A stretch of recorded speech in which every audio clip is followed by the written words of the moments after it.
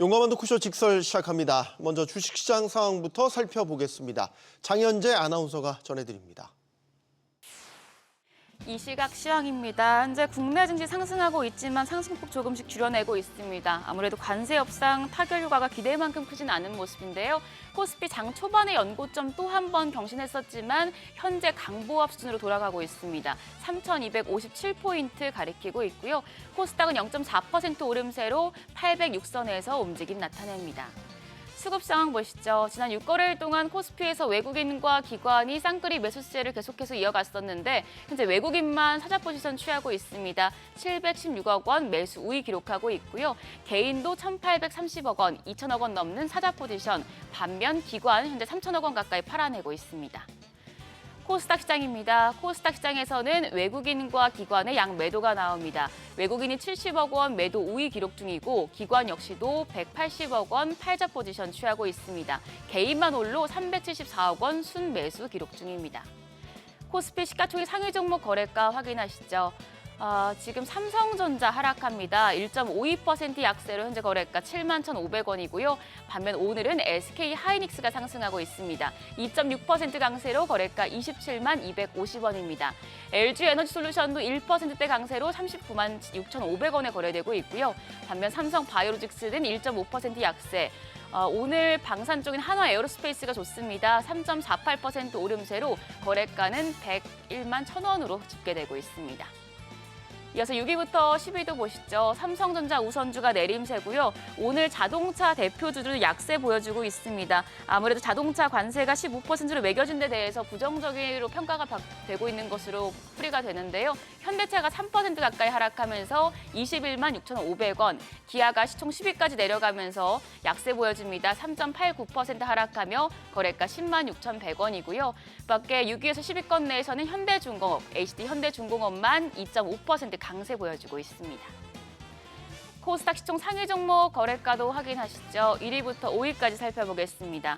알테오젠 보합이고요. 에코프로 BM이 0.17% 약세로 11만 4,200원. 에코프로도 조정받고 있습니다. 0.4% 가까이 하락하며 5만 800원으로 거래가 집계됩니다. 5위권 내에서는 펩트론만 유일하게 1.2% 상승합니다. 29만 1,500원이고요. HLB는 1.6% 약세 이어지면서 4만 7,250원에 거래됩니다. 6위부터 10위도 보시죠. 파마리서치가 6위부터 10위권 내에서는 유일하게 상승합니다. 1% 가까이 오르면서 55만 5천 원. 반면 레인보우 로보틱스가 오늘 1.6% 반락합니다. 거래가 27만 6,500원이고요. 삼천당 제약도 2.3% 낙폭 키우고 있습니다. 거래가 20만 9천 원. 리가켄바이오가 0.74%, 0.67% 약세. 휴젤 역시도 0.15% 내림세 기록하고 있습니다. 그럼 시장 특징적인 부분 체크하시죠. 우선 남북 경협 관련주입니다. 한국과 미국의 관세 협상이 타결되자 남북 경협주가 급등하고 있습니다. 관세 다음 타자로 북한이 주목받고 있는데요. 도널드 트럼프 미국 대통령이 김정은 북한 국무위원장과의 대화 의지를 드러낸 바 있어서 시장에서는 한미 협력 강화와 함께 북한과 대화를 나설 수 있다는 기대감이 커진 것으로 풀이됩니다. 이에 JST나가 상한가입니다. 3,905원 기록했고요. 좋은 사람들도 상한가 근접할 정도로 시세 분출하고 있습니다. 26.9% 급등하며 1,840원 선, 인디에프까지도 18.3% 급등합니다. 거래가는 1,505원으로 집계됩니다. 다음으로 리튬주입니다. 리튬주 상승세 이어지고 있습니다. 최근 하이드로 리튬이 전고체 배터리 핵심 원료인 고순도 염화 리튬 국산화에 성공했다는 소식이 리튬주 전반적으로 들썩였는데요. 또 간밤 미국 리튬 기업인 엘버말이 어닝 서프라이즈를 기록해서 시간의 거래에서 주가가 7%대 급등하자 국내 리튬주들도 반응하고 있습니다. 이쪽에서는 미래나노텍이 20.3% 급등하며 거래가 13,480원이고요. 강원에너지가 14.7% 상승하며 거래가 14,420원. 하이드로 리튬도 9% 넘게 상승합니다. 거래가 2,590원으로 집계됩니다. 외환시장 상황 살펴보겠습니다. 오늘 외환시장 1,387원으로 소폭 상승 출발했습니다. 9시 30분 기준으로는 1,390원 기록했고요. 현재는 소폭 하락하면서 1,389원 선에서 움직임 보여주고 있습니다. 지수 다시 보시죠. 코스피 지금 하락 전환이 됐습니다. 약보합권으로 3,252선. 코스닥만 0.3% 상승세 유지하고 있습니다. 지금 역대 최고점까지 한 60포인트 정도 남아있는 상황인데요. 한미 관세 협상 타결에 따른 상승세가 그렇게 크지 않고 또 코스피 같은 경우에 하락 전환된 상황인데 6거래 연속 지수 상승을 만들었던 외국인이 오늘도 사자 포지션 취할지 아니면 방향을 바꿀지 예의주시하시면서 시장 대응하셔야겠습니다. 지금까지 시장 상황 전해드렸습니다. 네, 계속해서 시장의 다양한 이슈들을 풀어보는 시장 따라잡기로 이어갑니다. 김태성 IS 본부장 나오셨습니다. 안녕하십니까? 네, 안녕하세요. 자, 일단 관세 이야기부터 해보죠. 전격적으로 트럼프 대통령이 등판을 해서 타결 지어졌습니다. 네. 상호관세, 자동차 관세 다 네. 15%로 네. 일단 떨어졌습니다. 협상 결과에 대한 이야기부터 듣겠습니다. 일단 8월 1일이라는 상징성인 날짜 그 전에 타결이 됐다는 것은 굉장히 긍정적으로 보여질 수 있는 요소였어요. 하지만 다소 아쉬운 것은 이제 두 가지를 꼽을 수는 있을 것 같은데 일본과 지금 유사하게 같은 15%를 이제 맞았다고 우리가 좋아할 일이 아니라 지금 일본은 5,500억 달러를 투자를 한다 그랬고 우리나라는 3,500억 달러를 대미 투자를 한다라는 이야기를 합니다. 여기서 이제 약간의 계산을 좀 하셔야 될 것 같은데 우리나라와 일본의 GDP가 동일하다면 우리나라가 조금 더 적게 돈을 쓰고 좋은 관세를 이끌어낸 것으로 보여질 수는 있습니다. 하지만 숫자 기준으로 우리나라와 지금 일본의 GDP의 어떤 차이를 보면 약 2.3배에서 2.5배 차이 나거든요. 그러니까 일본이 5,500억 달러를 대미 투자를 한다 했었을 때 계산을 해보면 많이 줘야 2,700억 달러가 맥스여야 합니다. 그런데 지금 2,700억 달러를 넘어서 3,500억 달러를 준다라고 했으니 이건 일본보다 우리가 더 많이 내주게 된 것으로 보여질 수는 있거든요. 네. 그에 따른 경계감이 지금 나타날 수밖에 없죠. 일주일 전에 미국과 일본이 먼저 관세 협상했을 때 우리나라 투자자분들, 시장 참여자분들이 가장 많이 한 이야기가 뭐죠? 왜 이렇게 많이 퍼줬어? 였지 않습니까? 네. 그런데 막상 뚜껑을 열어보니까 그들보다 우리가 지금 더 많이 퍼준 꼴이 되다 보니 이걸 좋아해야 되는 건가? 아니면 이거에 대해서 우리가 수지타산을 다 따져봐야 되는 건가? 이런 생각이 들 수밖에 없는 것 같아요. 그래서 종목별로, 산업별로, 섹터별로 수혜를 볼 수 있겠다 생각했던 섹터까지 지금 흔들리고 있는 상황이 나타나고 있는 오늘 증시거든요. 그래서 추후의 추이가 더 주목받을 수밖에 없다는 의견 드려보도록 하겠습니다. 네, 일단 관세 타결이 이루어졌다는 데 있어서는 불확실성이 해소가 됐지만 그렇죠. 그 세부 내용들을 뜯어보면 우리가 뭐 직접 비교 대상 일본과 비교했을 때 우리가 좀 더 많이 내준 것 같다라는 분석들. 네. 그래서 그런지 지금 장 초반 상황, 주식시장 상황은 신통치 않아요. 그렇죠. 그러니까 지금 가장 대표적인 섹터를 뽑으면 자동차. 저도 기대를 했거든요. 왜냐하면 일본이 관세 협상이 딱 타결된 날 일본 자동차 관련주들은 두 자릿수 이상 상승을 보였습니다. 네. 그래서 오늘 우리나라도 현대차, 기아가 사실은 넥스트레이드 시간에 굉장히 강한 출발을 보였는데 막상 본장 시작하고 나니까 갭상승 이후에 다 내려오고 있는 상황을 좀 보이고 있어요. 그러면 이건 투자자분들이 세 가지를 지금 경계한다고 예측을 해볼 수는 있을 것 같은데 일단 첫 번째, 똑같은 관세를 가지고 미국 쪽에서 성과를 내기는 좀 어렵습니다. 이게 무슨 이야기냐면 우리나라 제품이 미국에 가서 일본 기업들, 유럽 기업들 제품을 이겨내려면 가성비가 좋아야 되거든요. 그러니까 성능은 일단 기본적으로 좋아야 되는 상황에 가격적인 메리트가 있어야 되는데 가격적인 메리트가 지금 없어지는 상황이 되어버린 거죠. 네. 두 번째 같은 경우에는 지금 지표들이 속속들이 나오고 있죠. 그런데 이 지표를 보다 보니까 우리나라뿐만 아니라 지금 유럽도 미국도 경기가 활황인 상태는 아닌 것처럼 보여요. 네. 경기가 조금씩 둔화되고 있음을 보이죠. 그러니까 이렇게 되면 소비자들 입장에서 10,000원 이하의 제품들, 그러니까 극단적으로 좀 저렴한 제품에 대한 소비는 계속 유지가 되나 뭐 몇 천만 원이 들어가는 대형 소비는 급격하게 또 줄어들 가능성이 높거든요. 그 기준으로 보면 자동차 같은 경우에는 소비가 둔화되었을 때 가장 이 판매 데이터의 변화가 또 부정적으로 나타날 가능성이 높은 제품 중에 하나다라고 좀 보여지고 있고요. 또 세 번째로는 뭐가 있냐면 금리 인하를 안 해준답니다. 하기가 좀 어렵다는 이야기들이 나오고 있죠.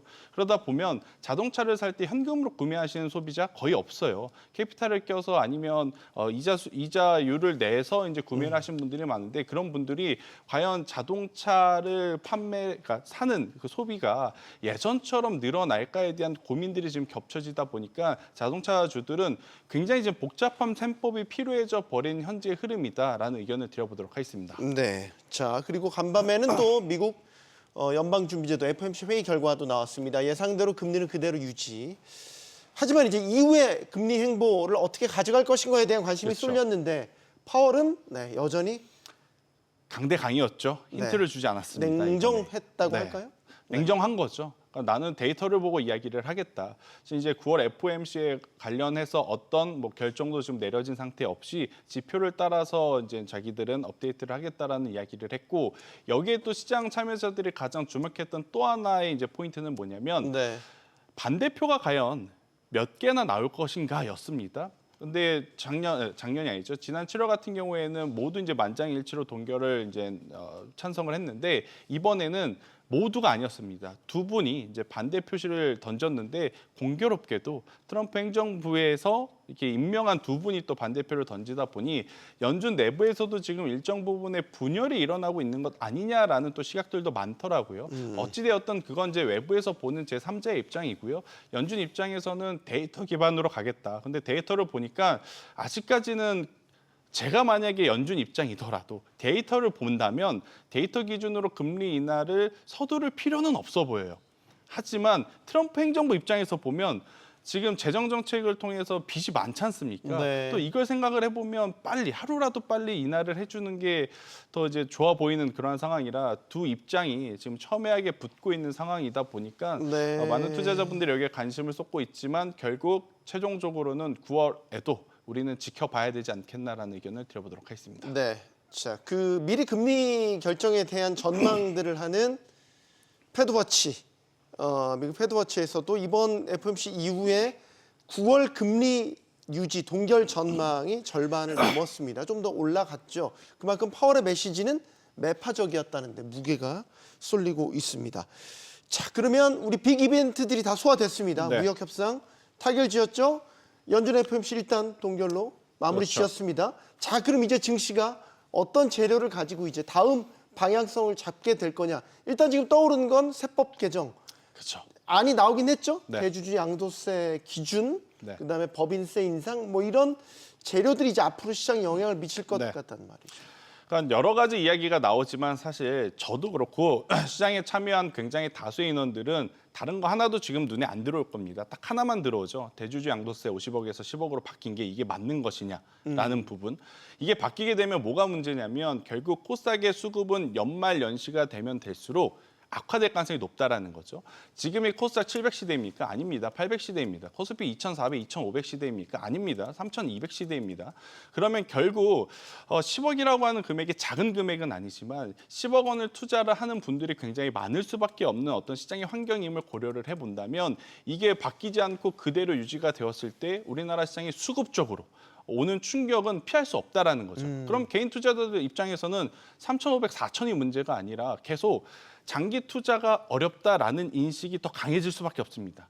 국장의 지금 가장 큰 문제는 이미지 쇄신이 필요하다는 거거든요. 네. 그러니까 미국장은 투자를 하고 기다리면 그 기업의 펀더멘탈이 괜찮다면 나도 수익을 볼 수 있어라는 생각을 갖고 있지만 국장은 아무리 좋은 기업을 가지고 있는 기술에 투자한다 하더라도 이런 보조적인 어떤 상법 개정안이 제대로 이루어지지 않으면 결국 단기적인 또 트레이딩에 집중될 수밖에 없는 상황들이 연출되는 것 같아요. 그래서 기업의 밸류, 기업이 일을 잘하느냐 못하느냐, 기업이 돈을 잘 벌고 못 버느냐 이거를 확인을 하는 것도 중요하지만 정부 차원에서 이번에 정말로 코스피 5천 시대를 만들고 싶다면 저는 이 부분을 명확하게 조금 야를 해줬으면 좋겠습니다. 만약 50억에서 10억으로 줄였을 때 어떤 부분이 장단점이 있는지를. 그래서 이런 소통이 아직은 좀 부족하다라는 생각이 들어서 좀 수급적인 영향은 좀 불가피하다 생각이 들고 있고 네. 그래도 결국 지금 오늘 우리나라 증시가 흘러가는 것을 보면 실적을 좀 많이 따라가는 것 같아요.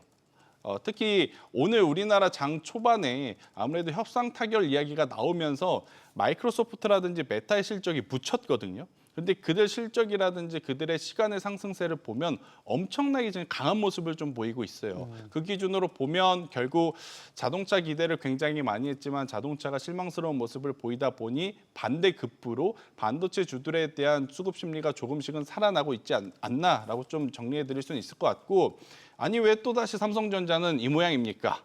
또 이렇게 생각하시는 분들이 있을 것 같아요. 일단 삼성전자는 이제 실적 발표가 나왔지만 결국 굉장히 저조한 실적을 내보였죠. 네. 그런데 최근에 많이 올라왔기 때문에 일정 부분 좀 쉬어가는 상황이 있고 요 틈에 지금 SK하이닉스는 어제 엔비디아를 통해서 우리가 힌트를 몇 개를 얻을 수가 있었습니다. 뭐냐면 작년에 2024년도에 엔비디아가 TSMC에 발주한 H20의 총 물량이 100만 개였다고 해요.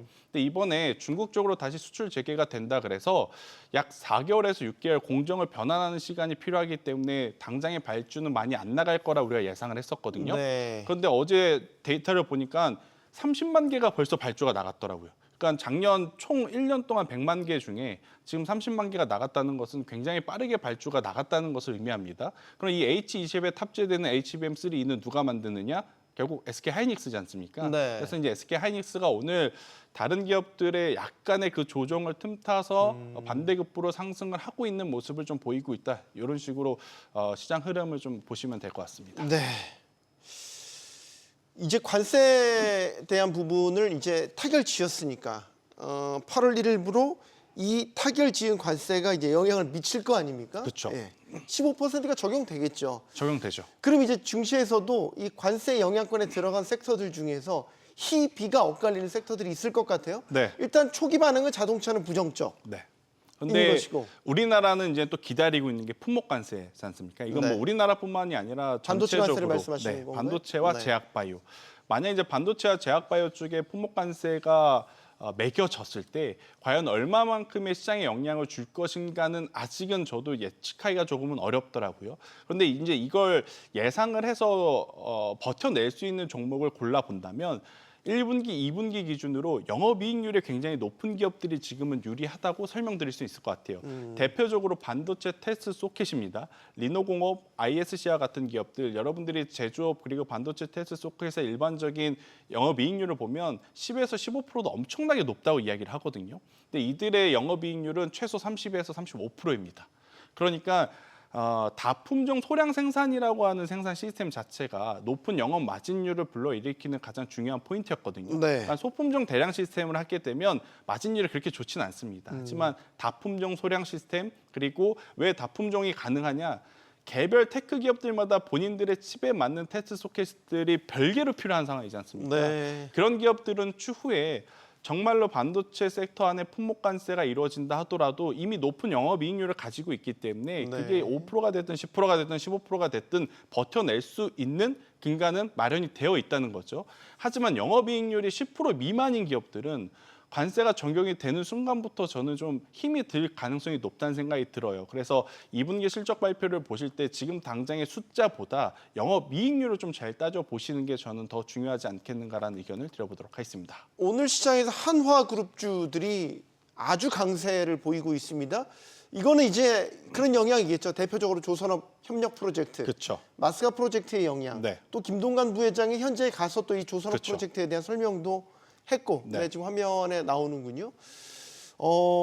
이러면 조선업 같은 경우는 이 관세 타결이 어떻게 보면 호재가 될 수 있는 섹터 아닌가요? 그러니까 관세를 타결하기 위해서 우리가 내주는 여러 가지 카드 중에 결국 LNG에 대한 이야기도 있었을 것이고 네. 조선의 협력 관계 이야기도 있었을 겁니다. 그만큼 조선은 앞으로 다른 기타 섹터가 관세 때문에 이게 지금 이득이 될 건지 이게 손해가 될 것인지 계산을 하고 있는 상황에 조선주들 같은 경우에는 그런 계산을 할 필요가 없다는 거죠. 우리는 여전히 좋다라고 기결이 되는 것 같아요. 그래서 다른 섹터들보다도 지금 조선 쪽에 대한 투자 심리가 좋다 생각이 들고 있고 대신에 여러분들이 좀 하나 알고 좀 가셔야 될 부분은 우리가 작년부터 올해 초에 조선주가 좋다 그랬을 때 조선주 투자했던 이유 중에 관세 때문에 투자했습니다라고 하신 분은 없었을 거예요. 네. 방향성은 어차피 우상향일 거라고 생각을 했던 게 신조선가 올라가고 있죠. 그리고 수주잔고가 올라가고 있는데 수주잔고는 앞으로 친환경 선박이 더 많아지고 있는 현재 업황을 고려해 보면 더 올라갈 가능성이 높다는 생각이 들고 있고 또 중고 성과까지 올라가고 있습니다. 그렇다는 것은 지금 배가 많이 필요하다는 것을 간접적으로 우리가 확인을 할 수 있는 수치이기 때문에 방향성에 대해서는 우상향을 여전히 우리가 계속 예측을 했었던 부분 관세는 여기에 일시적으로 속도만 저는 붙여줬다 생각을 합니다. 그렇기 네. 때문에 최근에 너무 가파르게 올라왔기에 조선주들이 힘들 거야. 물론 쉬어갈 수는 있겠죠. 하지만 전체적인 큰 틀에서의 방향성은 저는 우상향을 보고 가는 게 맞다. 같다는 생각이 들어서 조선과 조선 기자재 주들은 조정 시에 천천히 분할로 우리가 한번 관심을 가져보는 게 가장 합리적인 선택지가 아니겠는가라는 의견을 드려보도록 하겠습니다. 자, 이제 미국장으로 넘어가겠습니다. 네. 간밤 미장은 혼조세였습니다. 일단 여러 이슈들이 소화가 됐죠. 일단 FOMC도 그렇고 말이죠. 그리고 빅테크들의 실적. 네. 이 빅테크들의 실적, 마이크로소프트, 메타 다 실적 괜찮았어요. 너무 좋았습니다. 네. 그러니까 여기서 이제 우리가 두 가지를 좀 봐야 될 것 같은데요. 마이크로소프트와 메타의 향후 캐펙스 투자에 대한 규모. 이게 줄어들었느냐 아니면 늘어났느냐인데 둘 다 지금 공격적으로 투자를 하는 것에 방향을 잡고 있습니다. 네. 이제 두 번째로는 일단 반도체와 AI 데이터 센터가 하나의 큰 산은 조금 넘어갔다라는 생각이 들어요. 이게 무슨 이야기냐면 작년과 재작년 같은 경우에는 인프라를 누가 더 먼저 깔 거냐 여기에 집중을 하다 보니까 칩을 생산하는 기업들 대표적으로 엔비디아가 관심을 많이 받았지 않습니까? 네. 근데 이번에 마이크로소프트의 애저 플랫폼에 대한 실적, 코파일럿에 대한 실적, 그리고 메타 플랫폼의 AI 쪽에서 나오는 실적들을 놓고 보고 있노라면 이제는 하드웨어도 굉장히 여전히 중요하겠지만 소프트웨어로 정말 이 뿌린 씨를 누가 먼저 크게 걷어들이고 있는지도 중요한 포인트가 되겠구나라는 생각이 들더라고요. 네. 왜냐하면 올해 가장 큰 고민이 뭐였냐? 인풋 대비 아웃풋이 너무 적은 거 아닙니까? 인풋은 지금 엄청나게 막대한 투자를 하고 있는데 돈 버는 기업이 적다, 소프트웨어로. 그런데 이제 그것들을 모두 한 방에 해소시켜주는 간밤에 두 기업의 이제 실적이었기 때문에 두 기업 모두 제가 10%대 동시에 올라가는 것은 본 적이 없는 것 같습니다. 시간이지만 굉장히 지금 좋은 모습을 보였다고 좀 말씀드릴 수 있을 것 같고 그리고 이제 우리가 한 가지 또 간과했던 기업인데 알게 모르게 많이 올라간 기업이 하나 있습니다. 뭡니까? 바로 브로드컴이죠. 네. 브로드컴이 사실은 엔비디아의 명성에 가려져, AMD의 상승세에 좀 가려져, 인텔의 이슈에 가려져, 굉장히 많은 노이즈에 좀 가려져 있었지만 브로드컴 여러분들 주가 보시면 조정 없이 꾸준히 쭉 올라왔습니다. 그러니까 이제 브로드컴도 사실은 엔비디아와 이 칩을 만드는 방식이 좀 다르다 뿐이지 AI 시대에 또 빼놓고 볼 수 없는 기업으로 성장을 하고 있음을 우리가 본 어제의 흐름이라서요. 저는 브로드컴까지 한번 같이 계속 추이를 지켜보셔야 된다는 의견을 드려보도록 하겠습니다. 네. 마지막 질문. 네. 미장은 지금 흐름이 굉장히 좋았다가 최근에 조금 조정을 받긴 하지만 네. 여전히 이제 고점 논란 그렇죠. 있단 말이죠. 네. 이미 뭐 S&P 500도 그렇고 상당히 이제 계속 경신을 해가고 있지 않습니까? 그리고 이제 앞으로 재료들도 소화가 됐고 이제 또 고용 지표 나오곤 하지만 어떤 방향으로 갈 것인가에 대한 마지막 질문을 좀 드려보겠습니다. 이 이야기는 서학개미들의 공격적 투자가 가능한 시점이냐라는 네. 거죠. 되게 어려운 질문인데 죄송합니다. 그러네요. 저도 하고 나니까 그러네요. 일단 기존에 가지고 계신 분들은 빠르게 매도할 필요는 없죠. 그냥 계속 수익을 좀 즐기시면 되는데 문제는 이제 지금부터라도 내가 투자를 해볼까 하시는 분들이 편안하게 투자할 수 있는 종목이 몇 개가 안 된다는 거죠. 그러니까 이제 바라보는 시각에 따라 다릅니다. 엔비디아도요? 엔비디아도 예를 들어서 설명드리면. 그러니까 엔비디아를 예를 들어 설명드리면 향후의 성장성, 앞으로 블랙일 아키텍처가 여전히 하반기에 실적을 견인할 거야. 성장성을 보고 투자를 하신 분들은 지금도 괜찮아 보이죠. 아직 블랙일 아키텍처의 시작 전이기 때문에. 네. 하지만 실적을 보면서 지금의 밸류가 높냐 안 높냐 타당성을 근간으로 해서 보시는 투자자들은 고민이 될 수밖에 없죠. 지금의 주가가 이미 블랙일 아키텍처가 잘 성공할 것이다라고 반영이 된 주가가 아니야? 이러면 또 막상 블랙일 아키텍처가 출현이 되고 또 그게 시장의 눈높이에 발열이라든지 여러 가지 품질 문제 때문에 조금 정체되는 모습을 보인다면 떨어질 수도 아닐까라는 또 경계감을 가지고 계실 수밖에 없는 현재 위치라 저의 이제 최종 답변은 투자를 하시는 거는 멈추지 않으셔도 됩니다. 대신에 작년에 엔비디아를 한번 살 때마다 10주씩 사셨던 분들이라면 올해도 엔비디아를 사시는 것엔 동의하지만 10주가 아니라 3주, 5주. 그러니까 비중을 조금 줄여가면서 리스크 관리와 경계감을 좀 보이면서 투자를 하는 게 맞지 않겠는가라는 의견을 드려보도록 하겠습니다. 알겠습니다. 시장 따라잡기 여기서 마무리하겠습니다. 김태성 ISF 본부장과 함께했습니다. 고맙습니다.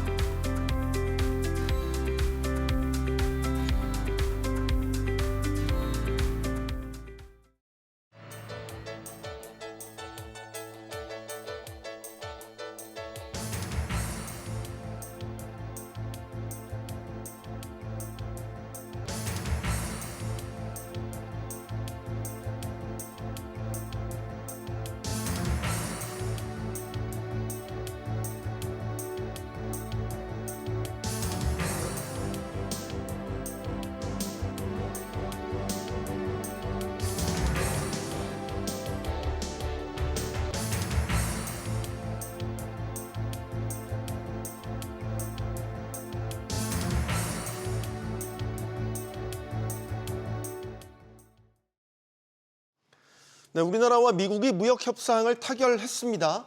앞서 일본과 유럽연합과 마찬가지로 상호 관세 15%로 낮췄습니다. 하지만 여기에 따른 3,500억 달러의 대미 투자를 약속을 했습니다. 우리 경제에 과연 어떤 영향을 미칠지 꼼꼼하게 따져봐야겠는데요.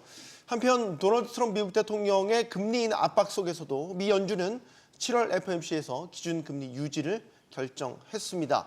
트럼프 2기가 들어선 뒤 불확실성이 금융시장에서 빼놓을 수 없는 단어가 됐습니다. 미국이 주요 국가들과 속속 관세 협상을 체결하고 있지만 또 이게 경제 지표에 어떻게 나타날지도 지금부터 이야기 나눠보겠습니다. 함께해 주실 분들 소개해드리죠. 피나클 경제연구소 장재철 대표 나오셨고요.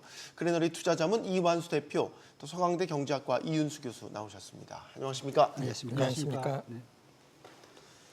용감한 토크쇼 직선은 SBS 비즈 뉴스 앱과 유튜브에서 실시간으로 시청하실 수 있습니다. 오늘 새벽 전격적으로 무역 관세 타결 소식이 전해졌습니다. 트럼프 대통령이 직접 협상장에 등판을 했습니다. 우리가 가장 주시해서 봤던 상호 관세 15%로 낮아졌습니다.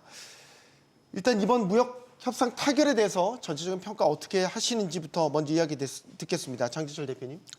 예, 뭐 지금 관세 15%로 내려온 것은 상당히 잘한 결정이라고 보고요. 합의라고 보고 지금 유럽도 그렇고 일본도 그렇고 지금 상호 관세가 다 15%대로 결정이 됐었잖아요. 그래서 제가 또 개인적으로 했던 우려는 우리나라만 그렇게 15%보다 높은 관세 25%나 뭐 그 이상 되면 어떡할까 걱정을 했었는데 15%로 된 게 좀 다행이라고 생각을 하고요. 일부에서는 3,500억 달러의 대미 투자에 대해서 뭐 일본과의 경제 규모를 비교해서 좀 너무 많은 거 아니냐 이런 지적도 있었는데요. 네. 거기에는 지금 1,500억 달러 정도의 조선협력기금이 들어간다고 그러더라고요. 그래서 네.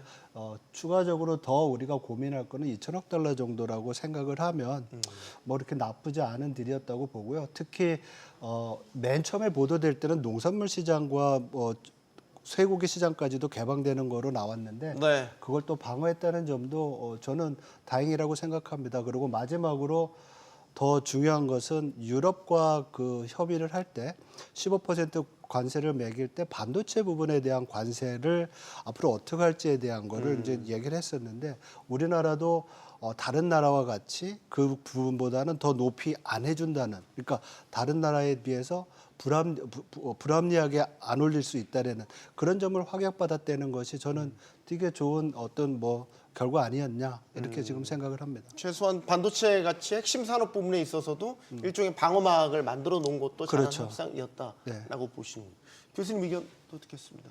예, 저도 비슷한 의견입니다. 다만 일단 미국이 이제 일본과 유럽과의 협상에서 15%를 한 상황에서 저희가 그보다 낮은 것을 받기는 어려웠을 것 같고요. 네. 그래서 가장 바라고 있던 시나리오가 15%였었고 그것을 달성했다는 점에서는 좀 잘했다라고 생각을 하고요. 협상팀의 노력이 굉장히 많았을 거라고 생각을 합니다.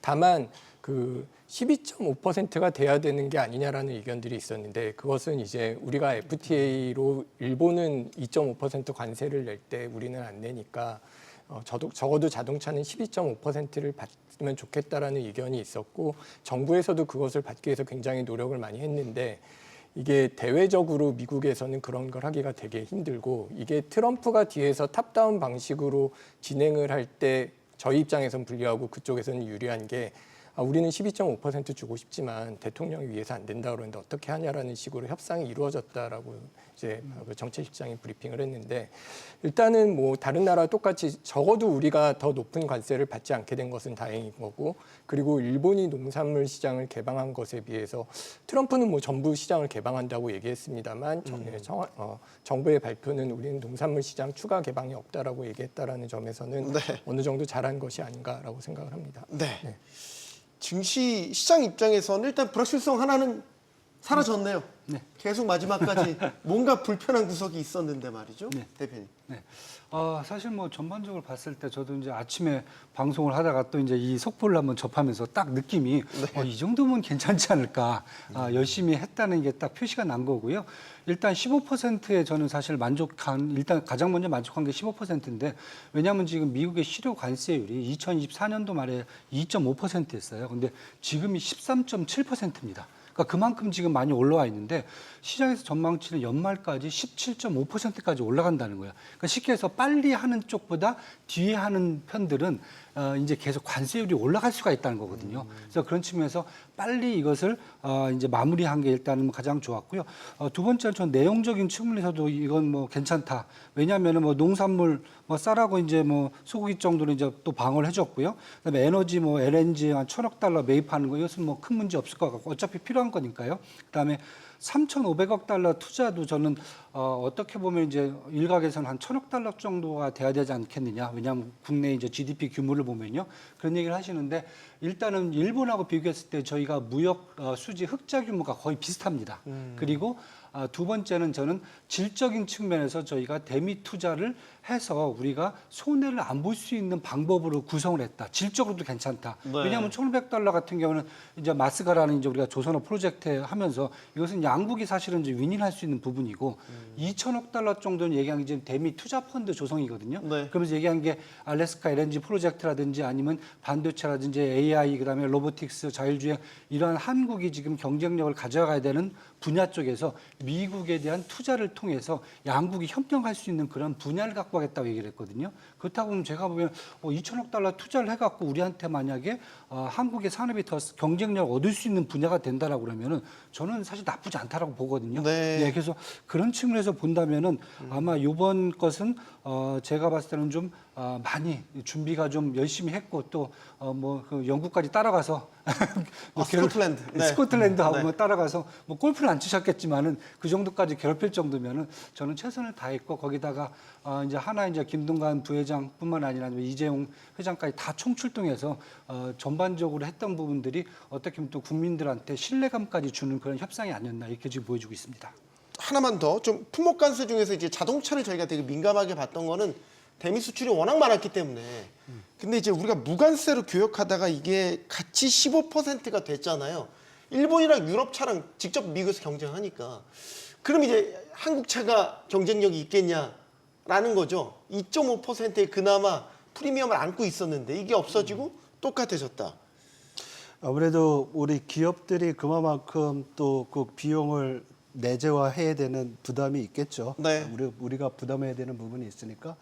그렇지만 전반적으로 제가 봤을 때는 지금 우리가 이런 미국과의 관세 이 자체가 새로운 파라다임이잖아요. 네. 미국의 시장에 들어가기 위해서는 미국이 요구하는 조건들을 맞춰주는 거고 이것이 당시 저희들이 우려했던 것은 우리만 또 다른 나라에 비해서 불이익을 많이 받는 거 아니냐 이런 거였는데 적어도 주요 경쟁국과는 비슷한 수준으로 됐기 때문에 그 부분은 우리가 좀 부담은 되지만은 그래도 같이 경쟁할 수 있는 그런 또 뭐 계기는 됐다 이런 점에서 저는 지금 자위하고 있습니다. 네.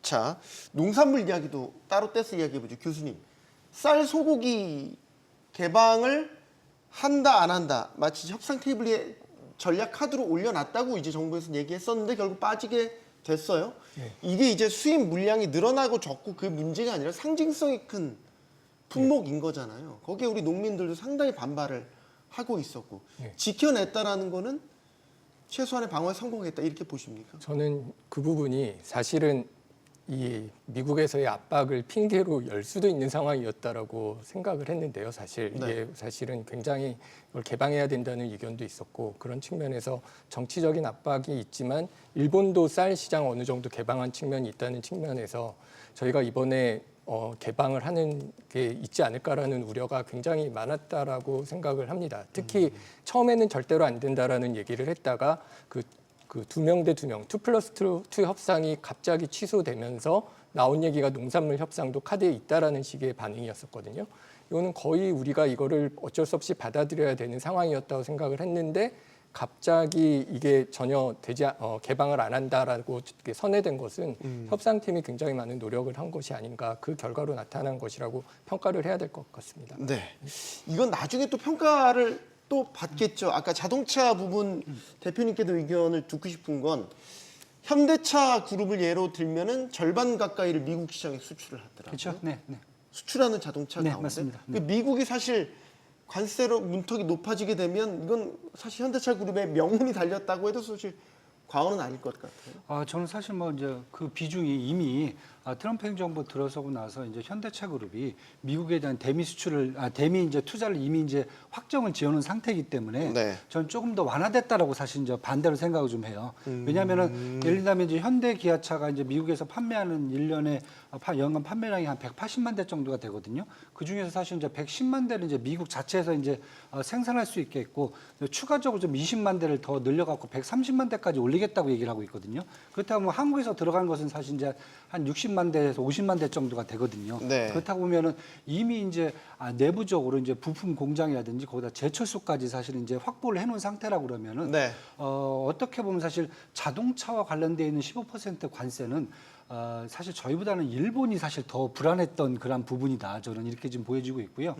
그런 측면에서 뭐 정의선 회장이 마지막에 이제 가시긴 했지만은 저희가 생각할 부분은 사실은 저는 이제 자동차 관세 15% 정도면 저희가 다른 나라와 대비를 해서 경쟁력 있게 버틸 수 있는 수준은 된다라고 일단 저는 좀 보여지고요. 그보다는 사실 이제 저는 이제 반도체 쪽이 사실은 상대적으로 지금 미국에 대한 수출 비중이 더 높아지고 있기 때문에 네. 아마 반도체에 대한 그 관세가 이제 앞으로 다른 나라하고도 비교를 했을 경우에 이제 불이익이 없다라는 부분이 저는 조금 더 안도를 하는 그런 상황입니다. 솔직히 말씀드려갖고.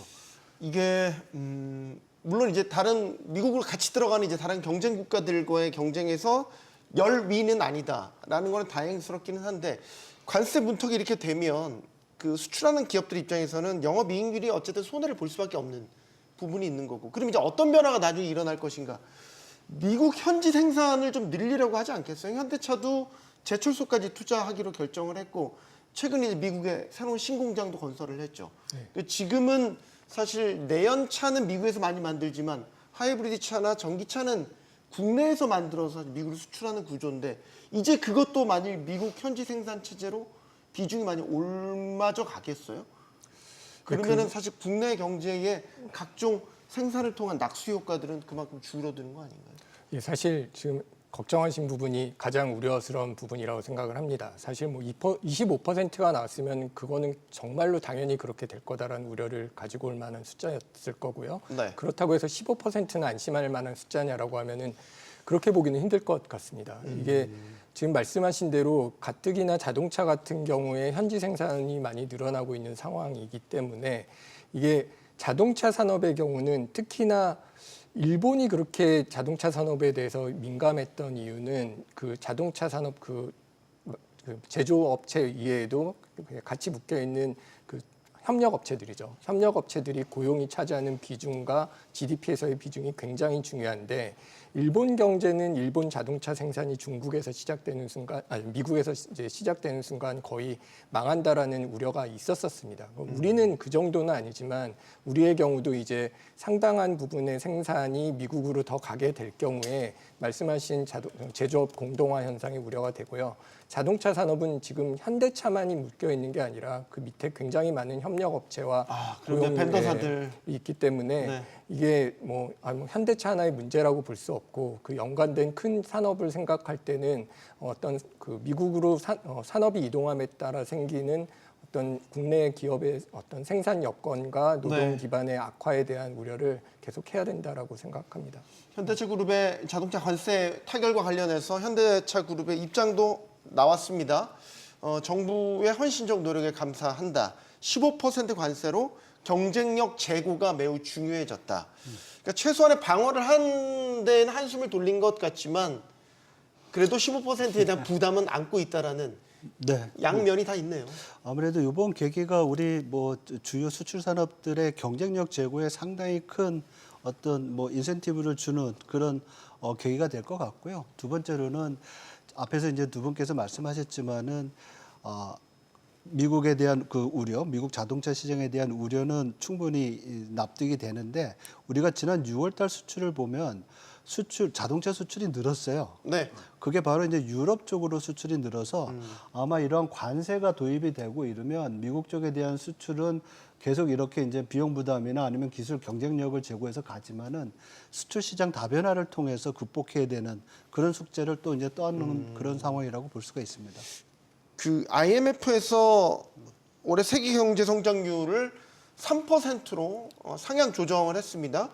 우리나라 성장률은 1%에서 0.8%로 낮췄고, 근데 이제 그 발표하고 나서 관세 타결이 지어졌단 말이죠. 그럼 이제 다음 보고서에서는 이게 반영이 되겠죠.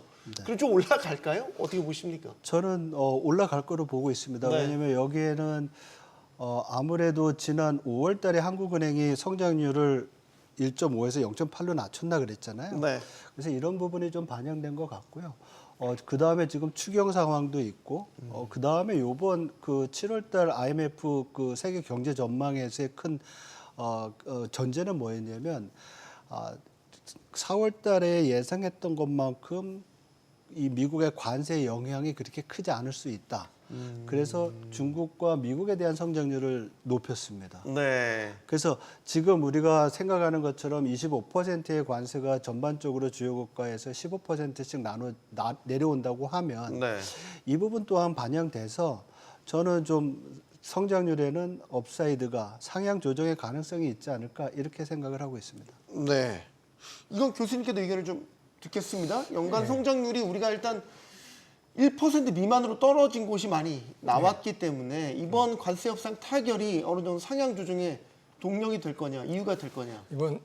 지금 중요한 포인트는 어떤 전망치를 낼 때 지금 관세가 상황이 얼마나 악화될 것인가에 대한 가정이 있을 것 같습니다. 이게 사실은 뭐 IMF가 처음 전망 냈을 때보다 뭐 좀 더 많이 개선되는 거냐라고 하면은 사실 뭐 어느 정도 개선은 되지만 이렇게 크지는 않을 것 같고요. 대표님 말씀하신 대로 상향 조정될 가능성은 있지만 사실 IMF가 한국 경제에 대해서 지속적으로 얘기하고 있는 부분은 어떤 단기적인 경기 어떤 하방보다도 지금 너희 나라가 겪고 있는 경기의 어떤 어려움은 좀 구조적인 거다. 장기적으로 저성장의 문제고 인구가 노동력이 다른 나라보다 더 감소하고 있고 생산성이나 자본은 제대로 효율적으로 배분이 되지 않고 있는 데다가 뭐 가계부채로 민간 소비는 굉장히 위축되어 있는 구조적인 문제가 너희가 이걸 개선을 하지 않으면 뭐 한계 기업도 구조조정을 하지 않으면 이런 저성장 문제가 계속될 거고 이런 상황에서는 다른 나라보다 한국이 더 비슷한 속도로 성장하기는 어렵다라는 어떤 구조적인 평가이기 때문에 뭐 단기적으로 관세 문제가 좀 개선이 돼서 경기가 좀 나아질 것처럼 수치가 조정이 될 수 있지만 그 숫자는 그렇게 크지 않고요. 오히려 구조적인 문제를 어떻게 새 정부가 개선해 나갈 것인가가 한국 경제가 좀 예전에 가졌던 높은 성장률을 가지고 올 것인가에 대한 주요 관전 포인트가 될 것 같습니다. 그 대표님께 제가 조선업 질문을 마지막으로 드리고 싶은데 조선업은 조금 얘기가 다른 게 이제 미국과의 협력 프로젝트가 핵심인 거잖아요. 마스터 그렇죠. 프로젝트. 네. 이번 관세 협상 타결을 짓는 데 있어서도 조선업 협력 프로젝트가 상당 부분 기여를 한 것으로 보이기도 하고 그러면 나중에 이제 미국과 한국의 조선업 협력이 나중에 어떤 결과를 파생시킬 거냐에 대한 전망도 좀 필요할 것 같습니다. 네.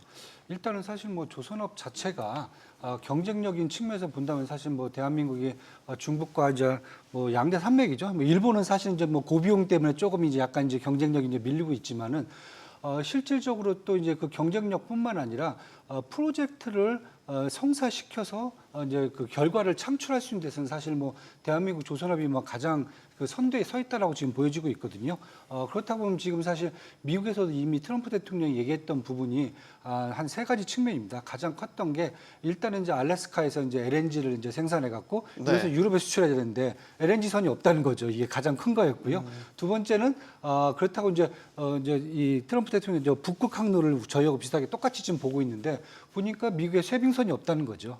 세 번째는 또 이제 군함을 이제 계속 새롭게 이제 건조해야죠. 건조하고 네. 아니면 이제 뭐 수리를 해야 되는데 이걸 하려고 보니까 자체적으로 너무 비용도 많이 들고 오래 걸린다는 거죠. 근데 사실 이 세 가지를 해결해 줄 수 있는 게 어떻게 보면 이제 한국의 조선업이라고 이제 보여지고 있기 때문에 저는 사실 그런 측면에서 트럼프 대통령이 이제 그 자기 소셜 미디어에 그걸 올렸어요. 한국이 어떤 협상안을 갖고 왔는지 되게 궁금하다. 그러면서 3시간 전에 미리 이제 빨리 그걸 올리고 이제 바로 이제 협상단을 불러들였거든요. 네. 저는 그 핵심에는 결국은 이 마스카 프로젝트가 아니었나 이렇게 지금 보여지고요. 네. 그렇다 보면은 아까도 제가 그 말씀드렸어요. 3,500억 중에서 1,500억은 사실 마스카 프로젝트가 되기 때문에 이 부분은 한국이 갖고 있는 분명한 조선업 어떤 경쟁력을 갖고 미국과 협력을 한다면 양국이 다 윈윈할 수 있다.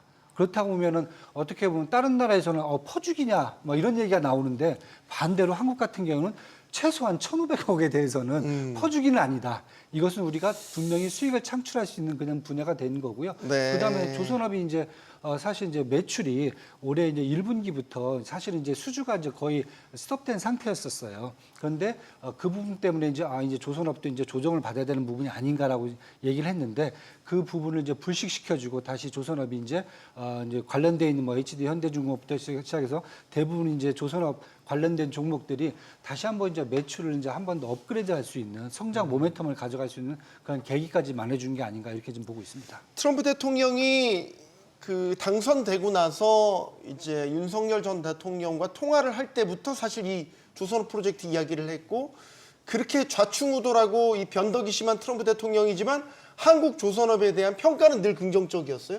그래서 지금 우리 측에서 이야기가 나오는 이야기를 전해드리면 트럼프 대통령이 미국 내 선박 건조를 최대한 빨리 이루어지게 해달라라는 요청을 이번 협상에서도 했다라는 거고 이번 마스카 프로젝트에 대한 디테일한 내용들을 지금 이야기를 하고 있는데 우리 기업의 수요에 기반한 우리 사업이다라는 게 지금 우리 한국 협상단 입을 통해서 나오고 있는 이야기입니다. 이게 악마가 디테일에 숨어 있다고 1,500억 달러가 어떻게 쓰이는지에 대한 해석이 좀 많이 필요할 것 같은데 지금 우리 측 설명은 일단 우리가 중심이 되는 우리 수요에 기반한 우리 프로젝트다라는 설명을 내놓고 있습니다.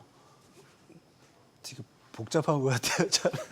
이거는 저도 죄송합니다. 속 시원한 해명을 못 드려서. 네네. 그래서 이제 추후적인 협상을 통해 가지고 해야 되겠죠. 아무래도 뭐 정상회담 일정 잡는 것도 서로 이제 의견을 교환해야 되는 것처럼 이러한 추후적인 어떤 협상의 그 결과 내용도 양측에서 좀 더 디스커션이 있어야 되지 않을까 이렇게 생각이 듭니다. 네.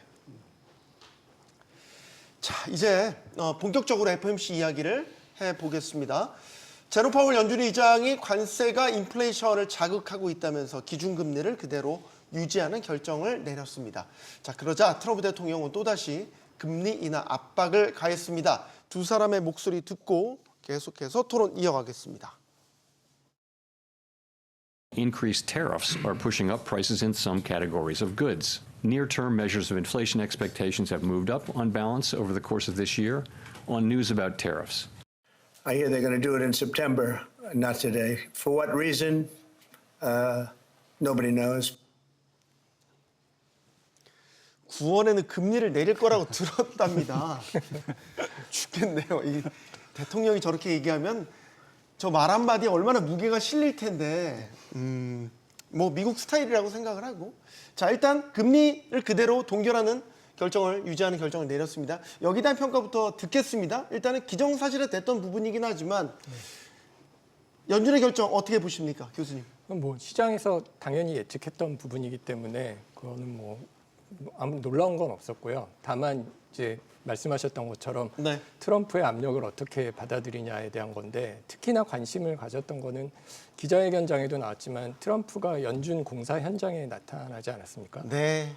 이게 정치적으로 보면은 이게 잘 모르는 사람들에게는 지금 말씀하신 것처럼 9월에 내린다라고 대통령이 얘기했으니 내릴 거야라는 생각을 할 수도 있고 트럼프가 그 연준 공사장에 가는 거 보면 이게 분명히 정부기관 같다라는 인상을 주지만 사실상 그것보다는 굉장히 정치적으로 독립적입니다. 네. 그래서 사실 그 관전 포인트는 이 7월은 결정이 될 거고 9월에 대한 기대를 어떻게 바꿀 것이었다는 거라고 저는 생각을 하는데요.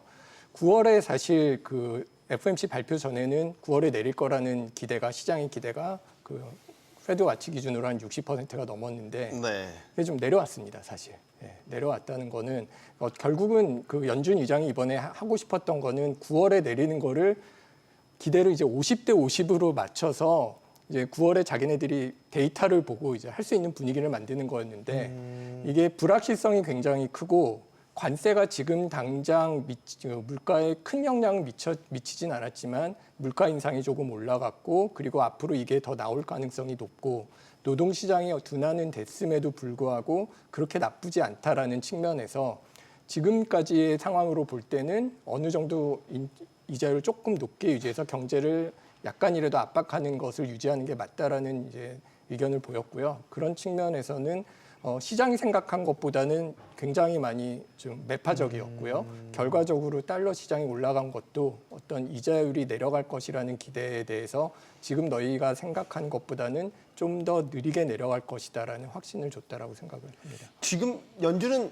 여전히 물가를 안정적이고 스테이블하다고 보지 않고 있는 것 같아요. 그걸 기저에 좀 깔고 여러 가지 이야기들을 하고 있는 것 같아요, 대표님. 네, 일단은 뭐 수치상으로 보면은 계속 2% 중후반을 계속 나오고 있어요. PCE 지수라든지 뭐 CPI 지수 뭐 대부분 다 그렇게 나오고 있는데 연준은 이제 그 해석을 이게 일시적이다고 보는 거죠. 만약에 트럼프 관세가 이제 제대로 이제 작용이 된다라고 하면은 이게 3%를 넘어서 한 거의 한 3% 후반까지 간다라고 지금 그렇게 전망을 하기 때문에 그 불확실성에 계속 지금 붙잡혀 있다라고 봐요. 그래서 저는 항상 지금 보는 게 트럼프 측이 있고 그다음에 연준 측이 있고 이제 시장이라는 요 세 가지 지금 삼자 간의 관계가 있는데 네. 트럼프는 항상 그겁니다. 4.5%라는 기준금리는 시장이 지금에서 인플레이션 나오는 2%대하고 완전히 불균형돼 있는 상태이기 때문에 이거 높은 기준금리 자체가 인플레이션을 계속 높게 유지한다는 거죠. 경제 성장을 저해하고 네. 반면에 연준은 이제 반대로 이 부분에 대해서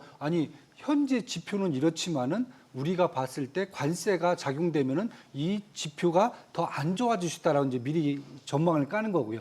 그러다 보니까 결국은 지금 트럼프는 계속 시장을 압박하는 것 같아요. 시장이 자꾸 연준한테 압박을 줘라. 왜냐하면은 어차피 해임도 못하고 사임도 안 한다고 그러고 있거든요. 그러면은 할 수 있는 방법이 5월달에 이제 사임 이제 임기 만료되기 전까지 사실 레임덕 현상을 이용해 갖고 계속 압박을 넣는 거거든요. 그렇다고 보면은 지금 이번에 이제 사실 저는 다른 거보다 이제 연준의 이제 두 분이죠. 두 분이 이제 지금 반대표를 던졌단 크리스토퍼 말이에요. 월러 이사, 예, 하고 이제 그다음에 미셸 보먼 보먼하고 부의장, 예, 네. 이제 반대표를 이제 이미 예상은 됐었는데 저는 추가적으로 더 나오지 않을까. 한 두세 명 정도 더 나온다 그러면은 사실 어떻게 보면 트럼프가 얘기했듯이 트럼프의 섀도우 그 내각의 어떤 압박이 작용할 수 있는 그러한 부분이 되기 때문에 그럴 경우에는 만약에 9월 달에 12명의 연준 위원 중에서 이미 한 4-5명 정도가 계속 반대표가 나오기 시작한다, 이탈표가 나오기 시작한다라고 했을 경우에는 사실 파월 의장이 버틸 수 있는 재간도 없는 거거든요, 사실은. 그래서 계속 그런 부분을 봤는데 이번에는 그냥 두 분만 계속 이탈표가 났고 나머지 분들은 아직까지 이제 이탈이 안 돼 있는 상태이기 때문에 저는 이제 9월달 이제 중반에 있을 이제 이 다음 FOMC까지 네. 아마 이제 추가적으로 어떤 위원들이 스피킹을 하면서 이제 더 이탈이 될 건가. 그 다음에 아니면 이제 시장에서 요즘은 사실 시장이 좀 약간 트럼프 편으로 좀 많이 돌아섰어요. 왜냐하면 전에는 파월 의장 편을 많이 들었는데 요즘은 이것은 어떻게 보면 파월 의장이 너무 고집을 부리는 게 아닌가라는 생각을 할 정도로 그렇다 보면은 지금 중요한 것은 저는 이제 트럼프 대통령이 9월 달 얘기한 것은 저는 계속 그 생각입니다. 섀도우 내각으로 계속 압박을 하는 거죠. 해서 연준 위원 12명의 어떤 표를 균열시켜버리는 그래서 결국은 이제 선임자도 미리 정해버리겠다. 네. 뭐 이거 협박도 하고 뭐 그쪽에 연준에 가서 이제 방문도 하고 뭐 모자 쓰고 왜 공사장을 왜 가시는지 모르겠어요. 가시려면 회의실 가야 되는데 하여튼 뭐 그런 식으로 계속 압박을 가하는 게 아닌가. 그래서 저는 지표 보면서 시장의 어떠한 연준에 대한 압박도 우리가 한번 생각을 같이 해봐야 된다. 이렇게 지금 보고 있습니다. 장지철 대표님. 예. 지금 파월의 리더십이 흔들리고 있는 겁니까? 그러면? 시장에서는 그걸 좀 많이 우려하고 있죠. 왜냐하면 밖에서는 지금 말씀하신 대로 대통령이 계속 압박을 하고 있고요. 네. 연준은 굉장히 독립적인 기관으로 우리가 알고 있고 또 경제학에서 그렇게 배웠습니다. 그리고 네. 그렇게 해야지만 전반적인 거시경제 상황이 안정적으로 돌아간다고 배웠는데 그걸 이제 밖에서 흔들고 또 안에서도 보통 연준 의장이 어떤 방향을 제시하면 그 이사들이 대개 동의를 합니다. 근데 이번 케이스는 다 이제 보도도 많이 나왔지만 이사 두 분이 반대 의견을 냈잖아요. 네. 이게 거의 뭐 1993년 이후 처음이라고 하는데 그때가 언제냐면 그 앨런 그린스펀이 있을 네. 마지막 판에 이제 통화 정책에 있어서 두 명이 금리를 좀 내리자고 그랬는데 뭐 동결인가 그래서 호키시하게 반대를 했었어요. 그래서 대개 이런 거는 그 의장의 임기 말이나 아니면 큰 변화가 있을 때 있는 일인데 굉장히 드문 일이죠. 근데 오늘 파월 의장이 기자회견에서 어떤 얘기를 했냐면 오늘 회의는 굉장히 나이스 미팅이었다. 좋은 회의였다. 그리고 다양한 의견이 나와서 우리가 그거를 좀 잘 섞었다. 그래서 제가 볼 때는 이런 평가 자체는 어떻게 보면 연준이 잘 돌아가고 있다는 것을 건강하다는 증거. 그렇죠. 은유적으로 표시한 게 아니냐 이런 생각이 좀 듭니다. 그래서 이런 두 명의 그 반대 상황이 나왔다고 해서 리더십이 흔들리는 건 아니고 어떻게 보면 의견이 잘 통합되고 있는 그런 관계가 아니냐 이렇게 지금 평가할 수 있을 것 같습니다. 트럼프 대통령이 미국의 경제 성장률 2분기 GDP 성장률 3%로 시장 예상치보다 높게 나오면서 이렇게 나오니까 거봐 금리 내려야지 이제 이 이야기를 또 했어요. 근데 이건 사실 상식에 부합하진 않는 얘기입니다. 성장률이 이렇게 뜨거운데 금리를 내려라? 라는 건 사실 불위에 기름을 끼얹어라 이 얘기이긴 한데 하여간에 뭐로 가든 금리를 내리라는 얘기를 줄창하고 있으니까 이해는 되는데 제가 궁금한 건 연준의 경기 판단 혹은 금리의 물가에 대한 판단이 지금 적확하게 맞아 들어가냐라는 부분이에요. 장 대표님. 물가에 대한 판단은 맞게 하는 것 같아요. 왜냐하면 지금 4월 달부터 보편관세 10%가 부과가 되고 그 다음부터 약 2달에서 3달 정도의 시차 이후에 물가가 올라간다고 했는데 네. 6월 달에 벌써 소비자 물가에서 보면 상품 가격에 인플레이션 압력이 나타나기 시작을 했어요. 특히 이제 수입품 쪽에서 나타나기 시작을 했고 이게 연준의 입장에서 보면 여름을 지나면서 점차 가속화될 것이다라는 평가를 하고 있거든요. 네. 그리고 지금 IB나 대부분의 그 전망기관들이 보면 올해 4분기에 물가 상승률이 3%까지 올라갈 거로 보고 있어요. 그리고 연준도 지금 그렇게 생각을 하고 있는데 그러면 왜 금리를 지난번 전망할 때 2번 내리느냐? 바로 지금 연준이 우려하는 것이 노동시장이에요. 그리고 월러 이사도 그렇고 바우먼 이사도 그렇고 금리를 내려야 된다는 얘기를 하는 것이 지금 노동시장이 약간 견조하지만 흔들리고 있는데 네. 지금 내려야지 너무 늦게 내리면 안 된다는 거거든요.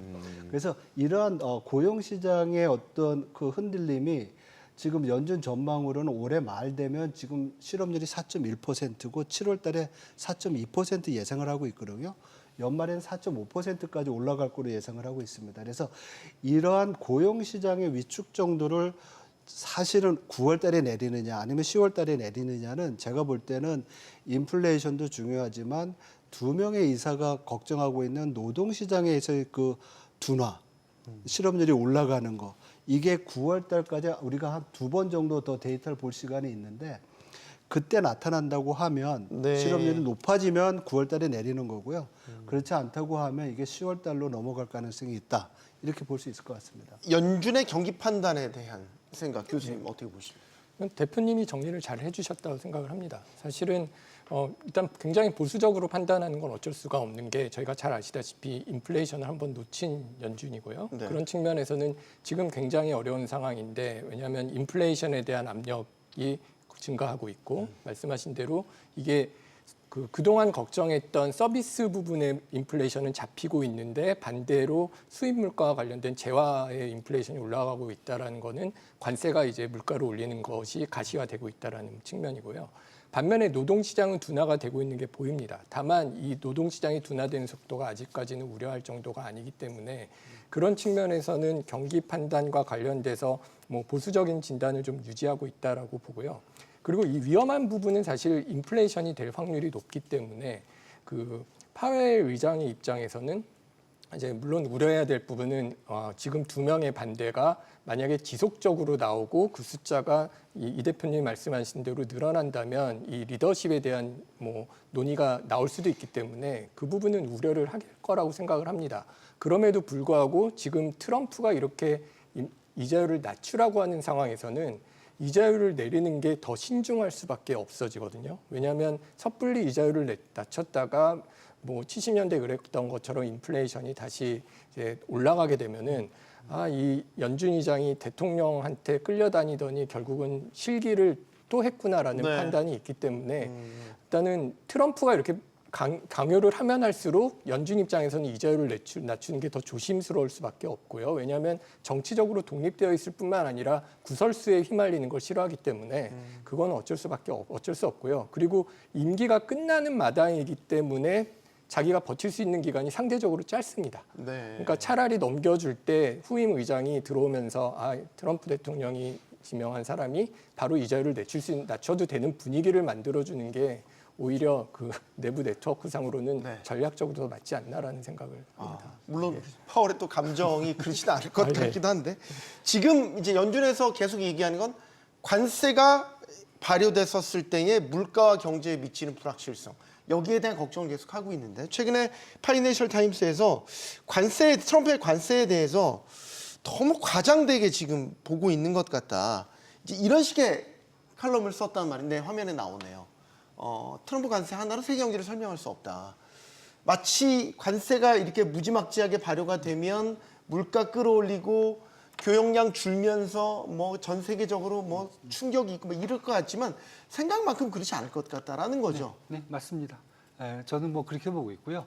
사실 이제 두 가지 측면에서 보고 있는데 네. 이제 미국적인 입장에서 봤을 때 미국 내에서도 지금 이 관세 때문에 모든 인플레이션뿐만 아니라 매크로 지표들을 다 이제 악화시킬 수 있다라는 그런 전망치가 있긴 하지만은 미국 자체적으로 지금 나와 있는 이제 리포트에 보면은 관세율이 한 평균적으로 15%에서 이루어질 거다. 왜냐? 20%가 넘어가면은 그때부터는 인플레이션을 걷잡을 수가 없다. 그리고 15% 정도가 되면은 이 정도는 인플레이션을 충분히 미국 내에서도 커버할 수 있다라고 보고 있거든요. 그러다 보니까 지금 이제 계속 저희도 이제 봤을 때 주요 국가들은 15%에서 이제 계속 관세율이 지금 합의가 되고 있거든요. 그래서 그러한 리포트를 지금 인용하는 게 아닌가. 그래서 저는 아마 이제 이번 정부가 트럼프 대통령이 뭐 어디다 100%, 200% 이렇게 막 허풍은 좀 치더라도 결론은 평균적으로는 지금 아까도 이제 실효 관세율이 연말까지 17.5% 본다고 그랬잖아요. 20% 안에서 이제 들어가기 때문에 결국 이제 관세율 갖고 인플레이션 때문에 이제 미국의 어떤 매크로 상황이 망가지는 상황까지는 안 갈 거다라고 일단 보는 거고요. 대신에 이제 미국 상황은 이제 뭐 최근에 보시면 IT라든지 빅테크들의 어떤 실적 이런 것들이 견고하게 갈 수 있다. 이게 이제 보여주는 거고 대외적으로 이제 미국 이외의 국가들은 사실 이번 기회가 결국은 어떻게 보면은 글로벌 무역의 어떤 공급과 수요라는 그런 구조를 재구성해야 되는 그런 타임이라고 보는 것 같아요. 왜냐하면은 과거에는 보시면 이제 미국이 한 2.5% 관세를 갖고 글로벌을 관리를 했었는데 이제는 한 15%가 된다라고 생각했을 경우에 뭐 실예로 본다면은 계속 이제 뭐 중국하고 EU하고 이제 무역량이 늘기 시작하고 한국도 자동차를 여태까지 이제 미국에다가 했던 부분들이 한 올해 연초에 한 20% 감소를 했는데 판매량이 네. 그런데 보면은 판매량은 작년하고 똑같단 말이죠. 왜냐하면 EU하고 동남아 쪽에서 새로운 또 이제 루트가 생기고 또 풍선 효과가 생기고 그러다 보니까 아마 얘기하는 것은 대외적으로 아까 이제 우리 박사님이 말씀하셨듯이 결국은 이번 트럼프 관세가 나쁘게 보면은 글로벌 무역을 방해한다는 측면도 있겠지만은 반대로 보면은 앞으로 글로벌 무역의 구조를 새롭게 재편성하는 그런 기회가 되기 때문에 그 기회에 편성한다고 그러면 결국은 우리가 얘기하는 관세 때문에 글로벌 경제가 망가진다 아니면 문제가 생긴다라는 부분은 조금 과장된 게 아닌가 저도 사실 그렇게 좀 보고 있습니다. 동의하세요? 장 대표님? 너무 파이낸셜 타임스의 이 칼럼에 대해서 어떻게 보면 경제 분석에 있어서 가장 기본적인 얘기를 한 것 같아요. 다른 조건이 일정할 때 관세만 부과가 되면 관세에 대한 부담 때문에 경제 효율성이 떨어지면서 경기가 나빠질 수는 있어요. 그렇지만 우리가 현실을 살 때는 다른 조건이 일정하지 않잖아요. 예를 들면 파이낸셜 타임스 기사에 보면 AI 붐이 나오면서 주식시장도 좋아지고 주식시장 좋아지니까 투자도 많이 되고 네. 또 가계는 소득이 부가 늘어나가지고 소비도 하고 네. 성장의 유지가 되고 있고 그래서 관세로 인해서 초기에 예상됐던 뭐 달러 강세 그리고 글로벌 스태그플레이션 이러한 것들이 달러 강세는 아니고 달러 약세로 돌아서고 스태그플레이션보다는 물가가 많이 안 올라가면서도 경기가 유지되는 그런 상황이 된다는 건데요. 근데 중요한 것은 이런 뭐 긍정적인 어떤 다른 부분에서의 변화에도 불구하고 지금 관세 수준이 25%나 그보다 높은 데서 15%까지 내려와서 안심은 하고 있지만은 사실 이 자체도 과거랑 우리가 비교할 때 보면은 사실은 부담이 되고 네. 더 중요한 것은 앞으로 이게 인플레이션으로 어떻게 나타날지 모르는 거거든요. 연준이 우려하는 것처럼. 네. 뭐 2.5%에서 15%로 올라갔다고 하더라도 이게 2.5%에 머무는 게 아니니까. 네. 그래서 인플레이션에 대한 경각심 같은 거는 우리가 계속 가지고 가야 되는 그런 상황이라고 볼 수 있습니다. 미국이 실제 관세 수입이 좀 늘었나 봐요. 최근에 법안 하나가 발의됐는데 관세 수입을 가지고 국민들에게 나눠주자. 1인당 $600. 우리 지금 환산하면 한 83만 원 정도. 돌려주자, 환급해주자라는 거죠. 이게 뭘까? 그러면 우리 지금 추경으로 하고 있는 민생회복 소비 쿠폰처럼 그런 식으로 나눠준다는 건가? 그건 모르겠지만 이런 이야기가 나오고 있어요. 이게 지금 미국 경제에 도움이 될까? 교수님 어떻게 보십니까? 이거를 그 중간 선거에 잘 맞춰서 하면 그러니까 다분히 정치적 의도도 보여요. 사실 의도도 보이고 하긴 하는데 뭐 미국은 그런 게 그냥 쿨하게 넘어가는 나라니까. 그러니까 정치적 파급력은 분명히 있을 거고요. 단기적으로도 뭐 미국 사람들은 사실 통장에 잔고가 많지 않은 사람들이 많기 때문에 들어오면은 바로 쓰는 효과는 있을 겁니다. 그래서 단기적인 소비 효과가 있겠지만 이게 바람직하냐라고 생각을 하면 좀 아닌 것이 첫 번째로는 이게 소득과는 좀 역진적인 성향이 있습니다. 이게 관세로 해서 물가가 올라간 거는 지금 서민들이 사는 소비품이거든요. 네. 그러니까 거기서 물가가 올라와서 얻는 세금인데 그거를 나눠주겠다는 거니까 결과적으로는 뭐 물론 수출업자가 내는 세금도 있겠지만 상당 부분의 재원은 굉장히 그 하위층에서 가지고 오고 그거를 이제 나눠준다라는 측면에서는 어떤 재분배 효과에 오히려 반대를 간다라는 게 하나가 있고요. 네. 두 번째로는 이게 결국은 뭐 투자나 생산과 연결되는 부분은 전혀 아니고요.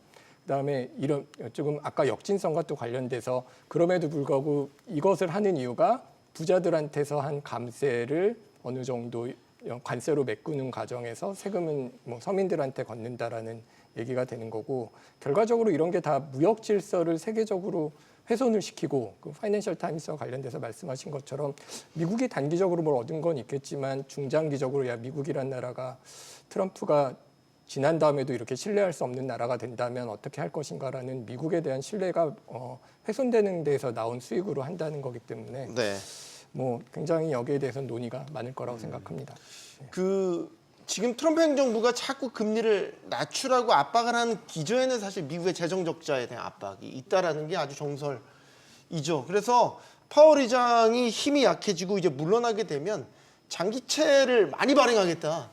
그거 갖다가 이제 뭐 적자를 좀 싼 이자로 좀 들이와서 적자를 메꾸겠다 이런 심산인 것 같아요. 그렇죠. 그렇죠. 아무래도 이제 금리가 내려오게 되면 국채 발행에 대한 부담이 줄잖아요. 네. 이자 지급을 계속 해줘야 되는데 이자 지급이 지금 1조 달러 넘는다고 그러잖아요. 그러니까 이런 건 상당히 부담이 되니까 금리가 이제 파월 의장 가고 난 다음에 임기 끝나고 나면 새 의장이 와서 금리 충분히 낮추면 지금 뭐 금리 3%까지 낮추자는 얘기 아니에요. 네. 그렇게 되면 상당히 이자에 대한 부담이 줄겠죠. 지금 미 국채의 그 평균적인 머추리티가 한 6년에서 7년 정도 된다고 그러더라고요.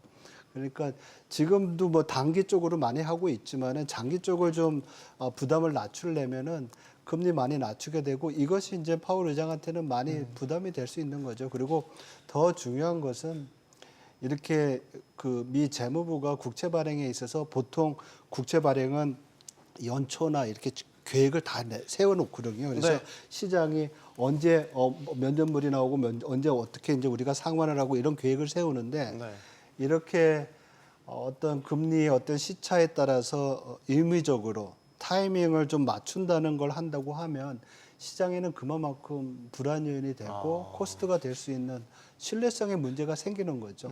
그러면 결국은 그게 시장의 불안 요인이 된다고 그러면 위험 프리미엄으로 올라갈 것이고 금리 상승 요인이 또 되는 겁니다. 그래서 저는 바람직하지는 않은 그런 전략이라고 봅니다. 지금 연준의 스탠스는 어쨌든 유지 쪽으로 계속해서 고수를 해 가고 있습니다. 이게 지금 시장에서는 어떻게 받아들일까요? 일단은 뭐 그냥 직설적으로 보시면은 그 페드워치에서는 지금 이제 9월 13일 날 있은 이제 그 FOMC 회의에서 기준금리 인하 가능성을 한 45%밖에 안 봐요. 그 다음에 이제 동결 가능성은 55%. 왜냐하면 이제 제가 이제 아까도 말씀드렸지만은 오늘 이제 이제 아침에 끝난 FOMC 회의 이전에 지켜봤을 때는 다들 이제 그 혹시 트럼프의 어떤 압박이 연준의 어떤 스탠스를 좀 변화시킬 수 있을까 이거에 대한 기대감이 사실 컸었거든요. 네. 근데 그 부분이 일단은 이제 뭐 파월 의장이 뭐 단칼에 그냥 잘라버린 상황이고 그다음에 물론 이제 2명의 이탈표가 나오긴 했지만은 그건 뭐 역사적으로 되게 중요한 표긴 하지만은 2표 갖고는 사실 어떻게 보면 실질적으로 의사결정을 하기에는 사실 크게 영향을 미칠 수는 없거든요. 그래서 저는 한 2명 정도만 더 나와서 한 4명 정도만 되면은 만약에 9월 달에 진짜 뭐 트럼프가 한 번 더 연준 또 방문해 갖고 더 압박을 더 가할 수 있지 않을까. 그리고 시장도 사실 트럼프 편 쪽으로 돌아선다면은 이러한 전반적인 이제 기준금리 인하 가능성을 더 높일 수 있지 않을까라고 생각을 좀 했는데 일단 그런 부분들이 지금 당장에 이제 뭐 눈에 이제 가시화되지는 않은 상황이기 때문에 네. 일단은 9월 달도 당분간 어떤 지표라든지 이제 파월이 얘기하는 이제 실업률이라든지 아니면 이제 인플레이션 어떤 전반적인 경제 성장률까지 어떤 지표 중에서 변동이 없으면은 저는 9월 달도 계속 얘기가 될 것 같고요. 그다음에 네. 중요한 것은 9월 달에 또 이제 경제 성장률 전망치라든지 아니면 이제 점도표까지 다시 또 수정안이 제시가 됩니다. 네. 그래서 거기에서 만약에 저는 이제 그 수정안도 한번 봐야 되기 때문에 결국은 이제 앞으로 남아 있는 2달 동안에 어떤 경기 지표 발표되는 부분들이 결국은 이제 9월 달 FOMC에 영향을 미칠 걸로 보여지기 때문에 시장은 이제 결국 계속 그걸 이제 눈여겨 봐야 될 것 같아요. 지금 상황에서는요. 그다음에 이제 추가적으로 이제 트럼프의 어떤 이제 섀도우 내각 같은 그런 느낌의 어떤 이제 압박도 계속 지금 저희가 이제 파악을 해야 되지 않을까. 그래서 일단 당장은 지금 금리를 내리기에는 9월 달도 조금 약간 부담스러운 측면에 와 있다. 네, 이렇게 네. 보시면 될 것 같습니다. 알겠습니다. 환율 하나 질문 드리고 싶은 게 꽤 올라왔잖아요. 많이 올랐죠. 달러 인덱스도 99 예. 넘었고 환율 전망 어떻게 하고 계십니까? 지금 시점에서는 다시 또 강달러가 고개를 드는 것 같은데. 지금은 여러 가지 불확실성 요인들이 복합적으로 작용을 했고요. 관세 때문에 8월 초에 예상했던 겁니다. 왜냐하면 관세 그 상황이 있기 때문에. 그리고 두 번째로는 오늘 FOMC 이후에 그 파월 의장이 기자회견에서 어떻게 보면 좀 매파적인 발언을 했습니다. 그래서 9월 달에 금리 인하 가능성이 많이 줄었고 저 개인적으로는 기자회견 중에서 얘기했던 것 중에 주목할 수 있는 게 뭐냐면 관세로 인해서 인플레이션이 자극을 받는데 이게 생각보다 더딜 수 있다라는 거였거든요. 좀 스틱해야 되는 거죠. 네. 그리고 두 번째로는 고용 시장에 대해서 제가 말씀을 우려한다고 그랬잖아요. 예. 2명의 이사가 그래서 금리 내려야 된다고 그랬는데 제가 볼 때는 고용 시장 자체도 굉장히 스티키하게 움직일 가능성이 클 것 같아요.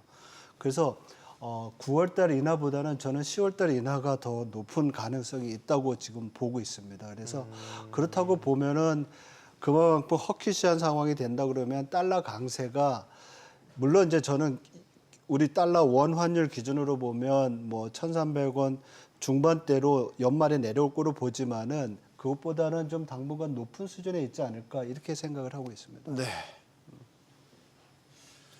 상호관세 시한 하루 앞두고 미국과 무역 협상을 타결지었습니다. 고위급 회의를 불과 반나절 앞둔 상황이었는데 트럼프 대통령이 또 전격적으로 협상장에 직접 등판했죠. 그야말로 예측 불허의 연속이었습니다. 한국은 3,500억 달러의 대미 투자를 약속하고 15%로 상호 관세를 낮췄습니다. 한숨을 돌리게 된 것은 맞는 것 같은데 정말 잘한 협상인지는 더 세밀한 분석과 평가가 필요할 것 같습니다. 토론 마치겠습니다. 여기는 모든 경제가 모이는 SBS 퀴즈입니다. 시청해주신 여러분 고맙습니다.